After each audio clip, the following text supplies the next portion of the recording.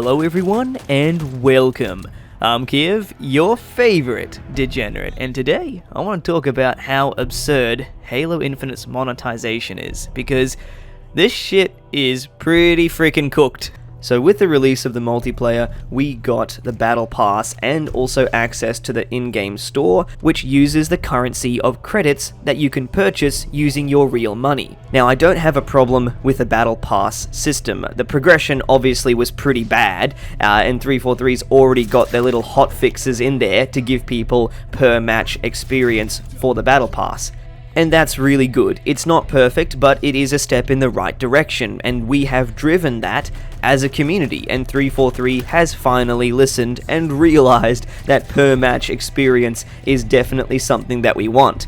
However, the monetization is still really bad, and if you have a look at the store, you get a perfect idea of that. So, first of all, let's go through what the current situation is with spending in-game money.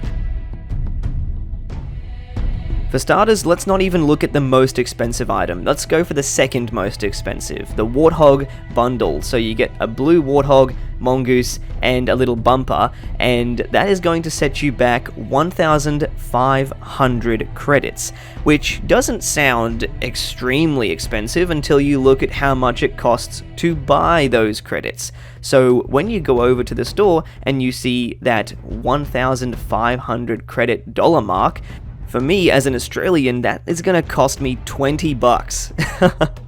That's actually a fair bit, just for like 2 skins and a little bumper for my Warthog. So I guess as an American, that would cost you like 15 bucks? I don't know, Australian money's not worth much. I cry every time. But honestly, like, that's bad.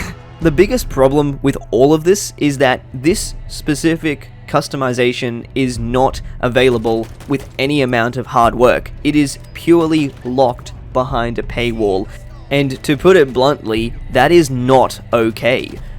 Like, I get it. Halo Infinite is a free-to-play game for multiplayer. They have to have something in there that is going to be able to earn them some money, and I bought the Battle Pass. It's not as if I disagree with spending money in the in-game store. But this is not the answer, and this is not the right way to do this. I'm not going to say that 343 can't ask for our financial support anymore. Like, it's not something that I have anything against, but the idea that you cannot earn any of this without paying, that is what I have a big problem with. Because in the past, 343 in themselves didn't even do this. Let's backtrack here a little bit even, because one of the games that I want to compare this to is Halo 5. Halo 5's monetization was also universally hated because it gave people who spent money a significant advantage in game modes like Warzone, because then they could essentially call in a ridiculous amount of powerful gear to give them a distinct in-game advantage. And I'm very happy to say that in Halo Infinite that is not the case. You do not get an in-game advantage for paying money. However, in Halo 5, all of the customization options that were there were not locked behind paywalls. You could still get access to the same stuff. Like, it wouldn't be as easy, but you could still do it.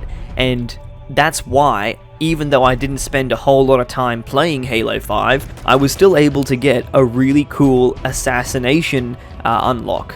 And that was pretty cool, and I have to admit that.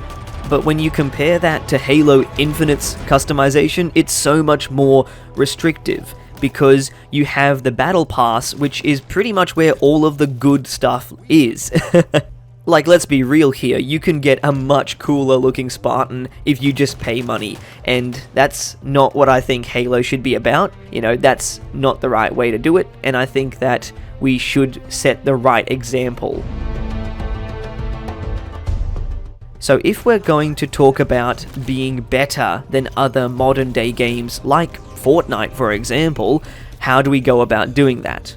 Well, a potential solution, I think, is when they integrate an overall level system, which we know is something that 343 is starting to work on because of community feedback, when they integrate that, I think that should be joined by having a small amount of credits be rewarded to players every time that they level up. So say for example your overall progression system, if you get, I don't know, maybe like 50 or 100 credits or something every time you level up, that would be really good, because then it stops the idea of certain content being locked behind paywalls. That way every player can get access to everything if they put in the work and they put in the hours, because the real goal here that 343 is aiming for, or what they should be aiming for, is to have people playing the game for a long amount of time.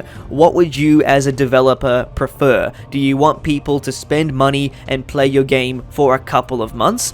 Or do you want them to become invested in your game, like the game, and actually put the time and effort into progressing it, and pretty much play Halo Infinite for a year or two?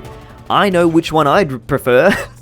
I think that having a popular game is what things come down to, and gouging people's wallets is not the way that I would want to go about doing that.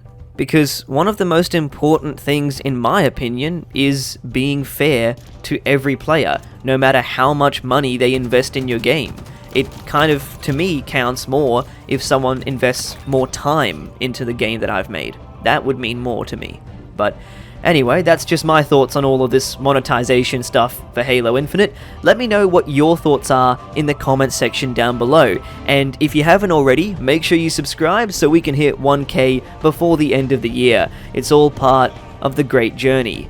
So, I've been Kiv, and I'll see you all on the next one.